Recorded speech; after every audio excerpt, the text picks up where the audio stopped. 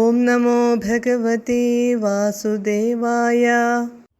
പാശൈർബദ്ധം പദകപതിനാ ദൈത്യമുച്ചൈരവാദീസ്താർത്തീയീകം ദിശ മമ പദം കിം ന വിശ്വേശ്വരോऽസി.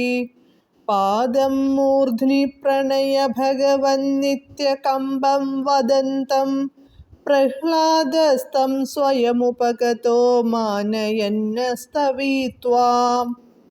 പദാനുപദം.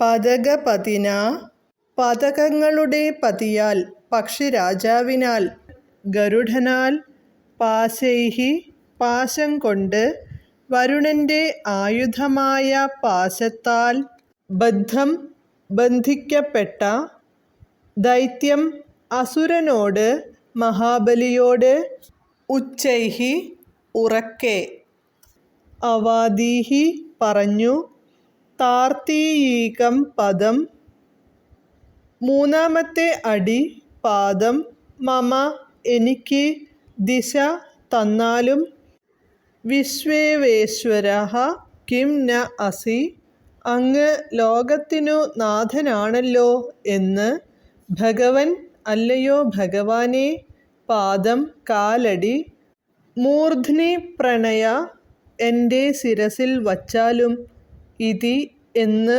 അകമ്പം സംഭ്രമമില്ലാതെ, വദന്തം പറയുന്ന, തം അവനെ, മഹാബലിയെ, മാനയൻ മാനിച്ചുകൊണ്ട്, പ്രഹ്ലാദഃ പ്രഹ്ലാദൻ മഹാബലിയുടെ മുത്തച്ഛനും വിഷ്ണുഭക്തന്മാരിൽ മുമ്പനും, സ്വയം തന്നെത്താൻ, ഉപഗതഃ എത്തി, ത്വാം അങ്ങയെ, അസ്തവീത് സ്തുതിച്ചു.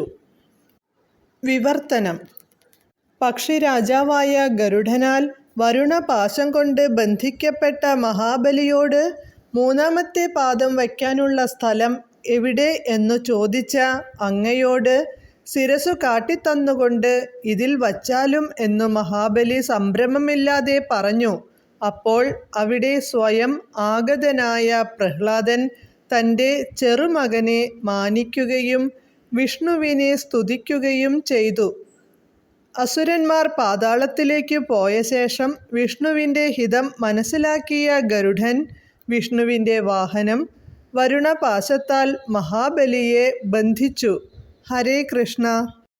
ഹരേ കൃഷ്ണ ഹരേ കൃഷ്ണ കൃഷ്ണ കൃഷ്ണ ഹരേ ഹരേ, ഹരേ രാമ രാമ രാമ ഹരേ ഹരേ.